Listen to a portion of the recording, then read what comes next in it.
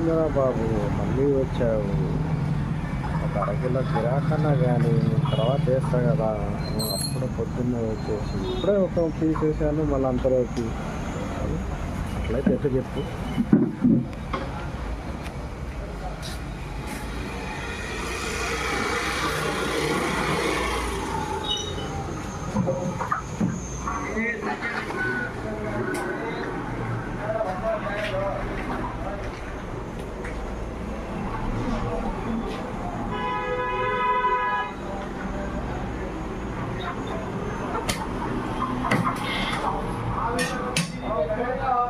ఇగో తీసుకొని మనిషిని పంపి, మీ కస్టమర్ ఎవరైనా ఉంటే చెప్పి పంపి.